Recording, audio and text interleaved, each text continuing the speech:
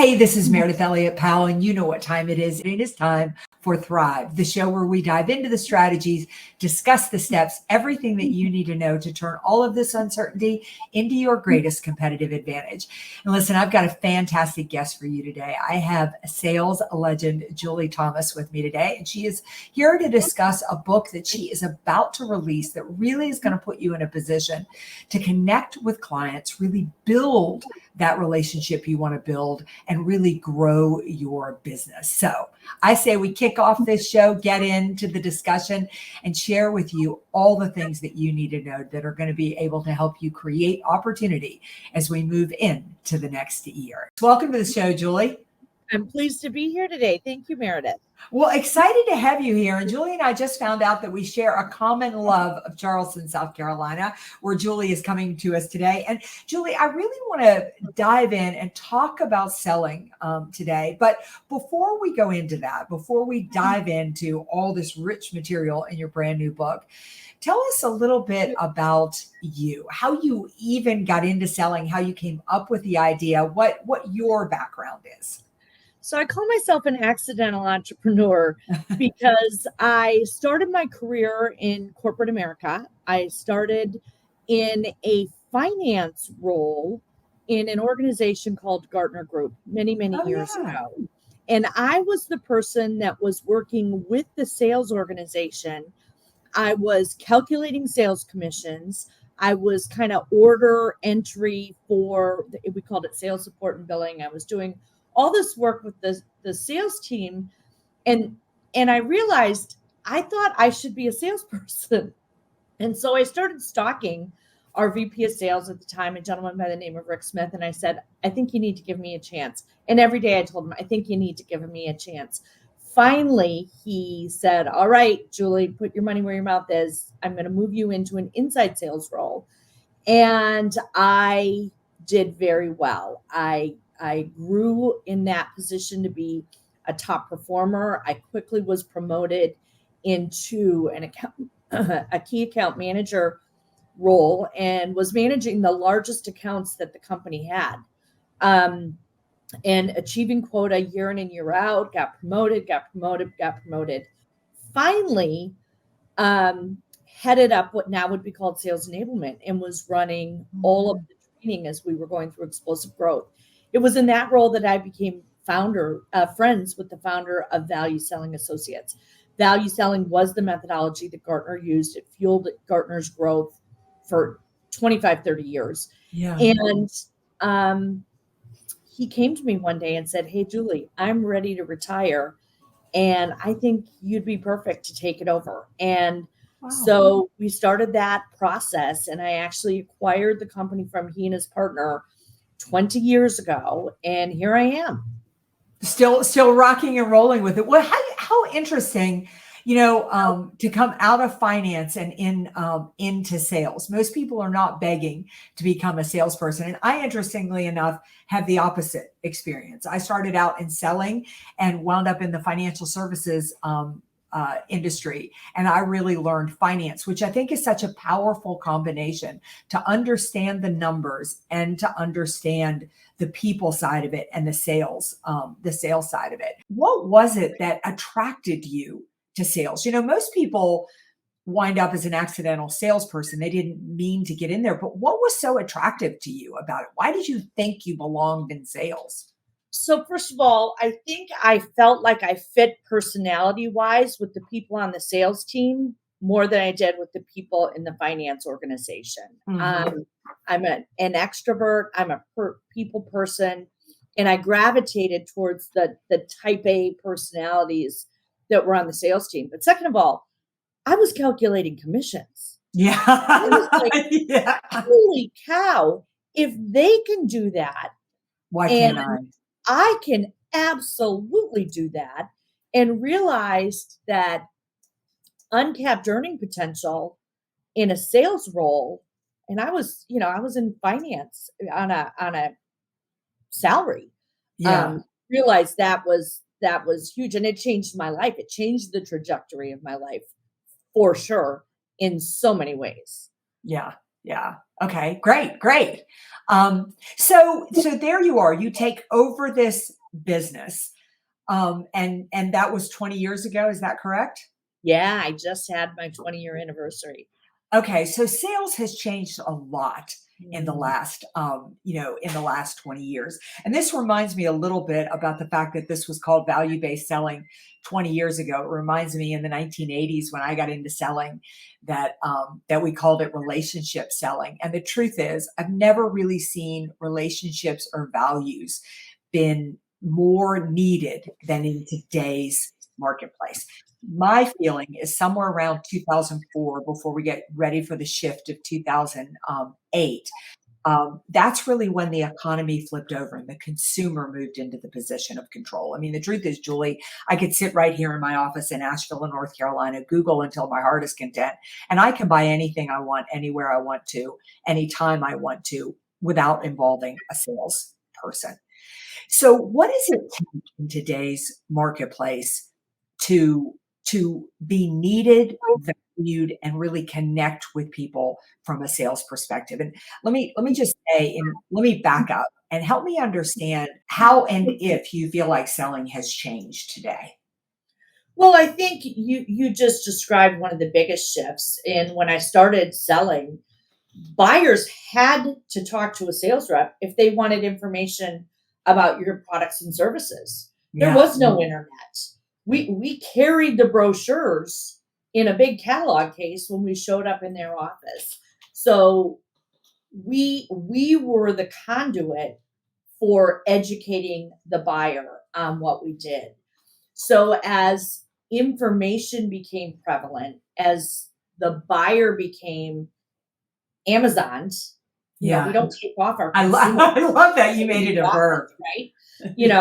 So as our buying habits changed, kind of power swift shifted a little bit to the buyer because we no longer controlled the flow of information. They were getting information off the internet. We had websites with tons of information. We had social media where people could go and find out from colleagues and peers and peer reviews and all that stuff.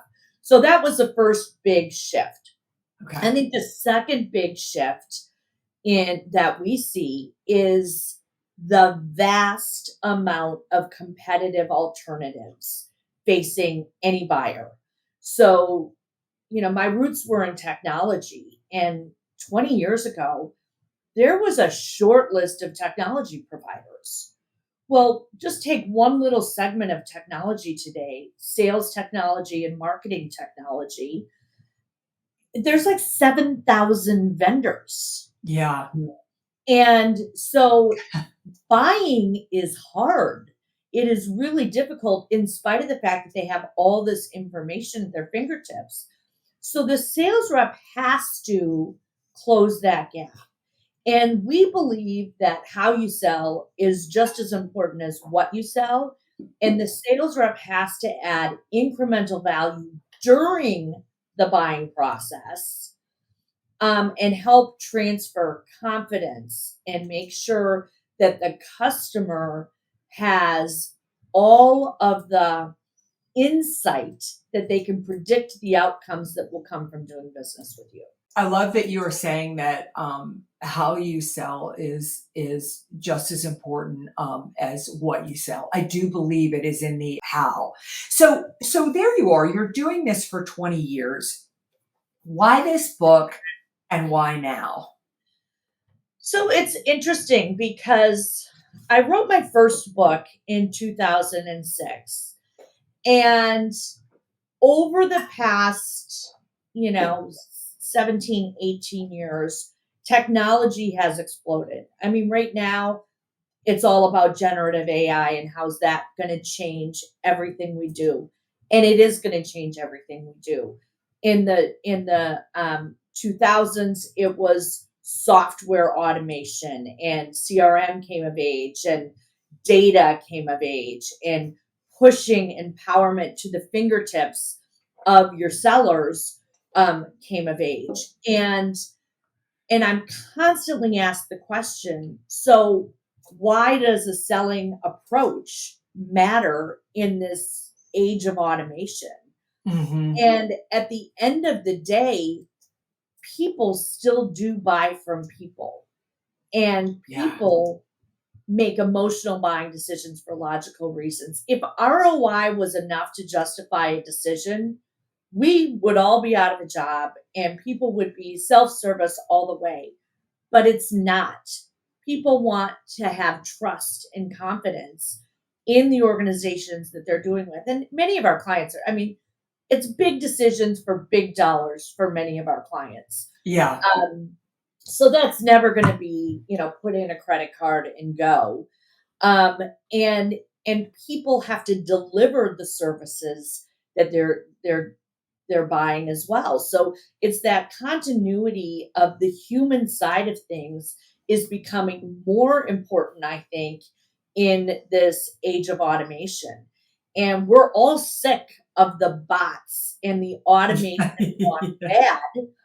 My last name happens to be, could be a male's first name. And I can't tell you how many automated outreaches I Oh, get, yeah. Dear Thomas or Mr. Thomas, or it's crazy. And we're sick of it. We want a person. Think of when you have a problem and you call that 800 number and the automated routing takes you for like five levels of Yeah. hit one, hit two. You're like, oh, just shoot me. I want a person to help me. And I think that's where I think buyers are going as well. Yeah, I would agree. What is value-based selling as you describe it, and what makes it unique and what makes it different?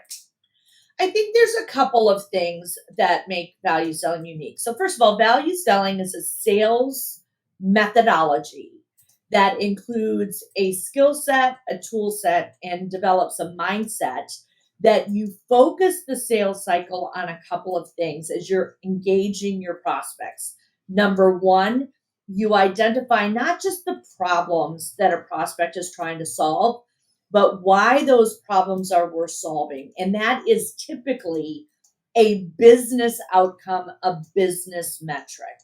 And Right. so we work with a lot of sales organizations that are very technically astute in their product, but they struggle to translate their technical problems they solve to the why in the business it matters to solve these problems. So that's Yeah. one of the first things that we approach in our methodology. The second piece is differentiation, because in a sea of sameness, and for many of our customers, if they look at their website versus their top three competitors and you strip away the colors and the logos, it says exactly the same thing. Like, exactly. So, Mhm. how do you differentiate yourself? Because if I'm going to compete on value, I have to be able to uncover differentiated value that accrues only to my solution. That's the definition of not being a Yeah. commodity. And so we focus on the business, we focus on the differentiation, and then really how to identify in today's world who all of the buying influences are, Yeah.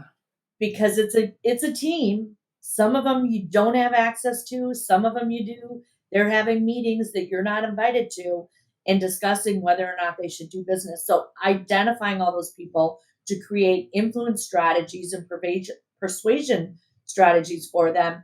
And then finally use the outcomes that you identify during that sales cycle to motivate and create a sense of urgency to take action by focusing them on the outcomes that they expect and backing into a timeline that says, hey, doing business with me is just a means to the end. And those are some of the big buckets that we work with organizations. And it's not just sales today, it's the entire revenue engine. Yeah. Um, and that might include sales engineers, that might include customer success, it for sure includes marketing, it for sure includes pre-sales, all of those people. Yeah, sales is so much more of a team effort these days, right? I mean, one of the biggest challenges that I've seen salespeople have is we still think of ourselves as lone wolves, that we can go out there and we control the customer. We really don't want anybody else involved. And it's not that way anymore. And then basically, as you said, the other piece of it is that now everybody in your organization is in sales. They have to be thinking, really with that, with that mindset.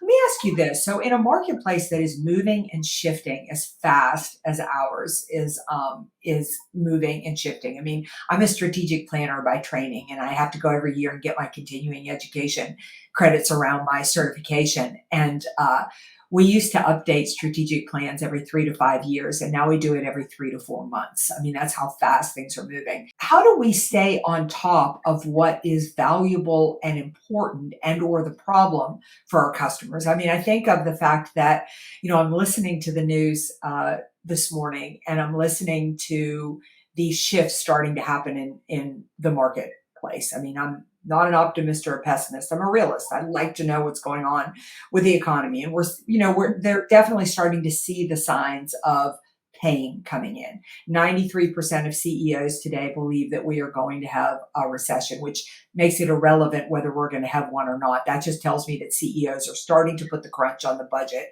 starting to watch things. So from a sales perspective, how I sold in January of 2023 has got to be a little different than how I sell in the January of 2024 because my client has shifted.